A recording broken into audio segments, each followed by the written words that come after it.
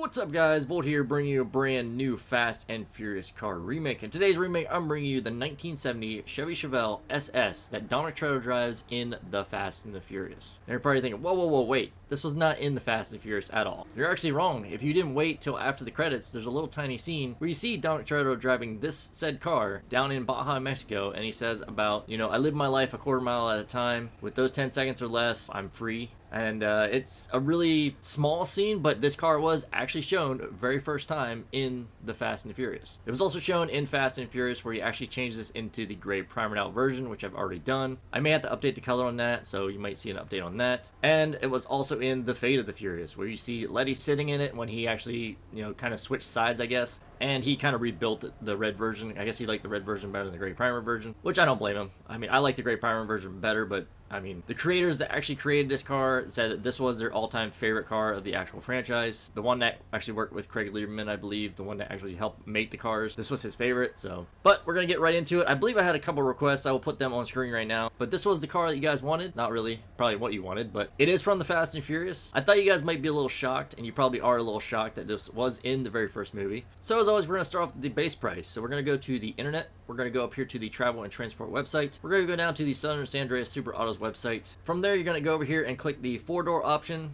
on the tab, and then you want to go down and you want to find the Declasse Tulip right here, which is part of the Arena War update. So this car is going to be costing you, there's no other price or anything, it's just going to be costing you a basic total of $718,000 to purchase. And customization wise, it is pretty bare bones, so I would say you're going to be spending under $1 million for this car. And it is a very beautiful and iconic car, of course. If you have the other grayed out version, this is another great combo to have with it. So once you have your car and you have your color, meet us at the Los Santos Car Meet location.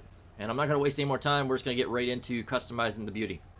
So as we pull in, the Declasse Tulip is in the muscle car category. Pretty self-explanatory, it is based on the Chevy Chevelle, 4-door, of course. I know people are going to complain this is not a great build because it is a 4-door, but unfortunately this is the only option we actually have in-game for a decent build for this car. You could probably use maybe a different car, but I think this is the better option. Even if it is a 4-door, at least it still is a Chevy Chevelle. You're not going to get the car 100% perfect. Like I say, 80% at least is good as a real thing, is good enough for me. So as I go over in all my builds, I go over the overall look, the visual appearance, and the basic design, the car and how it's portrayed in the movie, game, or anywhere else in general itself. Anything I don't go over is completely up to you. I just put a few staples in on my build. If you want to recreate my build, or take some things away from my build to add to your own, you're more than welcome to.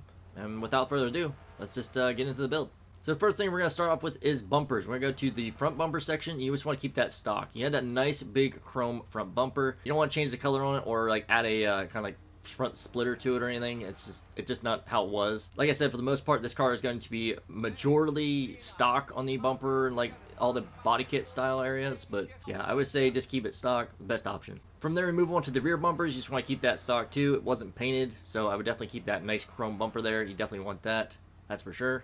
From there we move on to the exhaust. You want to go with the chrome tipped exhaust. Now the main reason I say this is because it kind of has a nice angular cut off exhaust, as well as it's decently spaced out as well. For the most part, it's going to be almost a carbon copy of the gray primered out version. Just a few other changes, mainly the paint and the livery. But the chrome tipped exhaust is, I think, the better option, and I still think it works the best. These are just too close together, and these are just too way far apart. So yeah, I would just go with the middle ground with the chrome tipped exhaust. From there, we move on to the hood. Now, there's a couple options you can go for. His hood actually on the car was not like this, but this is the best option I think actually, fits the best, which is the cowl induction hood. His hood was more like this one right here, which is the bespoke Declasse hood. You see how small of a bulge it is compared to the other one, which I have on right now. The other one, as you can see, it completely removes the bulge altogether. But the closest one actually height-wise is the bespoke Declasse hood. But I say the cowl induction hood is either the better option, or you can just go with the pinned hood. The main reason I say this is because it actually has the hood pins on it, actually on the car, and you do want an option that actually has the hood pins. So like I said, you either go with a nice smooth option with the pinned hood, or you can go with the option which I have right now, and I may change my mind later on down the road, which is the cowl induction hood. But you do want to choose one of the two options. If you want, you can build it and use something else, but that's completely your call. I still think that these two options are the best. From there, we move on to the lights. You want to go to headlights, and you want to go with the golden shower lights. Now, these I think fit the best. They kind of give that old antique like shine to them, I guess. You know, it's like the old lights from like 1990s or so, like the old yellowish style lights to them. Since we don't have an option to actually put those old style lights that actually come on a lot of the older cars, or the newer cars I should say, that are actually based on older cars, the best option that we can get right now is the golden shower lights. From there, we move on to the neon kits. Neon layout's going to be none because there was no neon on the car, and I don't think it really fit neon that well. I don't see many muscle cars in the actual franchise actually have neon, so yeah, I would just go none. From there, we move on to the livery. You want to go with the classic stripes black. You want to have those nice black stripes going down all the way down the center, all the way over the roof, and all the way down the back of the trunk. It just makes the car stand out, and when you see this car in this color and this combination, it just screams this build. So you definitely want to go to this classic stripes black. From there, we move on to the plate. You want to go with a blue and white 2, and the plate you want to go for, if you have option to do a custom plate, is 290QKH. Again, that is 290QKH. Now, this is the custom plate that's actually on the car in the 4th movie. I couldn't see if there was one on the 1st movie, unfortunately, but I want to go with the more previous version if possible. So I figure, you know, going with the 4th movie would probably be a better option. And I was able to actually get a custom plate before my plates went boom, so there we go. Otherwise, you can just put whatever plate you want on it or just keep it stock, you know, because I know a lot of people probably don't have the option to do custom plates. But if you do, this is the plate you want to go for. From there, we move on to the spoiler, same respray for last. You just want to go with none. It didn't have a lip spoiler or any kind of like big spoiler, like a drift wing or a big wing or anything. It was just pretty much stock. Now, if you do want to add a little bit of a traction bonus, because it does slide a little bit and is a little hard to control, there's a few things you could do. You could add a lip spoiler to it. It won't ruin the car as much as you would think. I mean, it's very, very hardly noticeable. It's barely there. Also, you can add the pure black neon, which I said you could probably do if you really want to, but that's completely your call. Most of the time I don't, but it depends on the car. So yeah, either you can add a lip spoiler or you can go with what I do, which is just keep it with none. From there, we move on to the suspension. I mean, do I really need to go over this, guys? It's a muscle car. Keep it stock.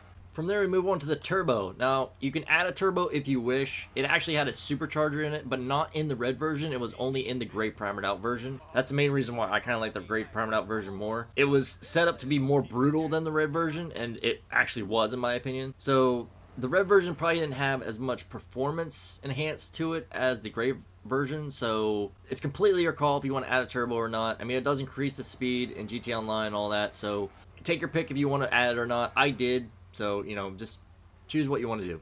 From there, we move on to the wheels. You want to go to wheel type, you want to go down to the muscle category, you want to go down to the chrome rims, and you want to put on the chrome crackout rims. These I think fit the best. They are the biggest ones we could find, and they're also 5-spoked, and on top of that they're also chrome as well. I think they fit really nicely. What's up, dude? I don't know who you are, but welcome to the video. And yeah, I think that they fit really well. I think these are the best option you can get. You know, people probably say, what about the Dukes? They're a little bit too rounded. You need more of like a kind of sharp or serrated edge to the actual like rim there, as you can see here, and I think that's the better option for the build. From there, move on to the wheel color. They're going to be chrome, so you can't paint them. After that, move on to the tires. Tire design, you want to go with no custom tires. It didn't have no custom tires at all, so just keep them stock. From there, move on to the tire enhancements. You either want to go with standard tires or you want to go with bulletproof, because I know it is GT Online. Your tires probably get shot out a lot by the cops or, you know, other random players. Unless you're just using it as a kind of like show car or like a car show type car to show off to other friends and, you know, other players, then I wouldn't probably add bulletproof tires. But again, if you're using it as to get from point A to point B, you may want to add bulletproof tires. I wouldn't add low grip tires. This thing probably is a really good drift car, I would say, but I would not add them because this car was not built to be a drift car. So I would either go with standard tires or bulletproof tires. From there, move on to the tire smoke. You just want to go to the white tire smoke. I don't see any reason to change this. You know, it's pretty much the same exact thing as the gray Chevelle. After that, move on to the windows. You want to go with a nice little light smoke. I thought maybe it was nice and clear, but in some pictures and actually looking at the real life car and everything, they actually had the windows tinted a little tiny, like small bit. It's not super dark like, you know, limo or anything. So yeah, I would just go with a nice light smoke. If you think it's too dark or if you don't think it works that well, then just go with none. But me, I'm going to go with the light smoke. Again, it also matches my gray primered out version as well. Alright, and I will see you guys in 2 seconds with a rolled steel primer color. Alright, and we're back. As you can see, I have my car in my primered out rolled steel. Pretty much what I always do for all my builds, that way you know what color I actually do. Most of the time it's going to be two colors, you know, a custom crew color and an LSC color, but this time it's just going to be a real LSC color. So let's just get right into it. So doing a lot of information digging and everything, the car really didn't say that it was any kind of special red. It just said it was red with black stripes. So we're just going to go to the primary color. We're going to go down here to the classic section and we're going to put on the red. Now, I wouldn't say go to metallic, because if you do go to metallic, one, you're going to be spending more money, and two, you're going to have a pearlescent that you're going to need to change to a black, so you're going to be spending even more money getting rid of the pearlescent. So yeah, just go up here to the classic section, go down to the red, like this, just the regular red, and apply that, just like that. So we're going to go back, we're going to go to the secondary color, and if you have this unlocked, great. If not, I would definitely work on getting it unlocked. It's a really great option to have for a lot of builds. You want to go to the chrome, and you want to apply that chrome just like that. It's going to give that nice front grille, the trim around the windows, the mirrors and everything, the trim around the wheel wells, the back rear bumper, and like the back window and all that. It's going to be nice and chromed out. It's going to enhance it even more, and it just looks perfect in my opinion. I mean, other than the 4-door option that it is, it doesn't look really that bad at all. It looks really great. And that is it, guys. That is how you recreate the 1970 Chevy Chevelle SS that Dominic Toretto drives in the Fast and Furious, and the Fate of the Furious. So, I mean, it's in all three movies. I thought I would list all three at the end. That way you guys don't get a little confused on it. It was first shown in the Fast and Furious. Like I said, not a lot of people would wait till after the theaters, you know, after the credits at the theaters to actually see this little extra scene or anything. And whenever you got the DVD, you never really got all the way to the end. Once you got the credits, you just pretty much shut the movie off. Nowadays, you gotta wait till after the credits are done. You never know what's gonna be afterwards. Either it's gonna be like a little teaser, or it's gonna be, you know, something extra, which is really cool. So just be patient, guys. Be patient. So we're gonna go back to our spot. All right, so let's go outside. All right, guys. So we're outside. I'm gonna do a little spin for you guys real quick, so you can see that nice beautiful red on there. I mean, like I said, it's just a classic red. That chrome really makes it pop though. I mean, it just adds a little bit of accents to it. It's just like an accent color. Looks really great. Those nice chrome rims. Very simplistic car, but yet such a beautiful car as well. And a nice beautiful shine from the sun. Just, it's so nice. The detail in this game is so amazing. I can't wait till GTA 6. Anyways, let's go for a little bit of a drive, guys. I think the build came out great. You guys can let me know what you think down in the comment section down below. If you have any changes that I may need to make, let me know as well. I'll check them out. I'll give you my best opinion on them and my feedback. And hopefully you guys enjoyed the build. So I guess that's pretty much it. So as always, like, subscribe, hit the notification bell, leave a comment down in the comment section down below for what build you'd like me to do next. It could be from a movie, a game, anything. It could be a real life car even. It doesn't really matter. If you guys would like to see certain builds that people would suggest down in the comment section, thumbs them up. So let's say someone requested something, you guys thumbs it up, and it has a decent bit of thumbs up on it, then guess what? I'll probably definitely look into that one, because it looks like you guys will definitely want to see that one. So with all that being said, hope you guys have a great day. Thanks for watching. Thanks for tuning in. Thanks for all the love and support, as always. And I hope to see you guys in the next one. I'll catch you guys later, and I'm out. Peace.